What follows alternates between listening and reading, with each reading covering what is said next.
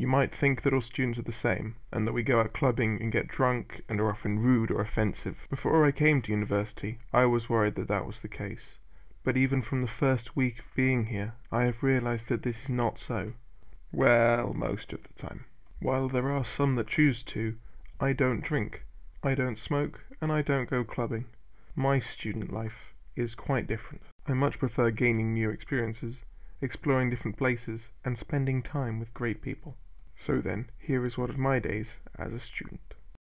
It began with Freddie, Violet, and myself as we caught a train from the university to a small town called Perrinwell, so little that it barely even needed a station. Although it did have this, whatever it is. Not knowing where to go, we followed the first sign out of Perrinwell. It led us down what looked like a forest trail, but we soon discovered that the heavy Cornish rains had turned it into a muddy slush. So we doubled back in the hopes of finding a path that was less muddy. Oh.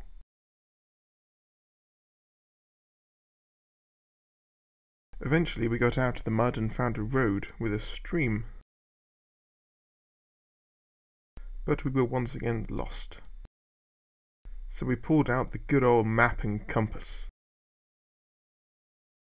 also known as Fred's iPhone. The map told us we needed to cross the stream, which meant we had to follow it.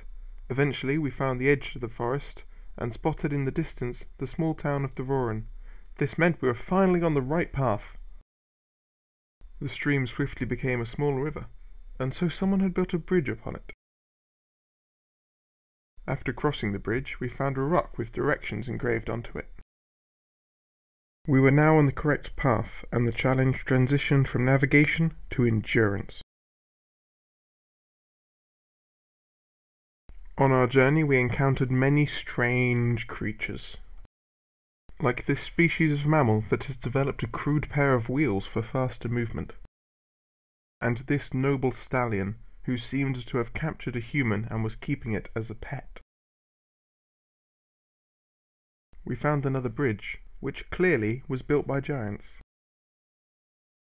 Just beyond the bridge, some dogs who had taken their human for a walk told us that they had spotted a frog in the pond up ahead. Or not. One of the wheel mammals took us to the local watering hole. We were very lucky and found some bacon. The wheel mammals seemed to have decorated the watering hole with tributes to their gods, ancestors, and spiritual leaders.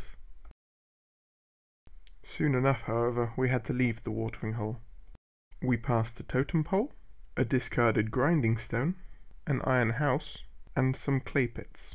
But unfortunately, Freddie and Violet were too tired to continue the rest of our journey, so 4 hours and 7 miles into our 11-mile trip, we called a cab, bought some refreshments, and went home.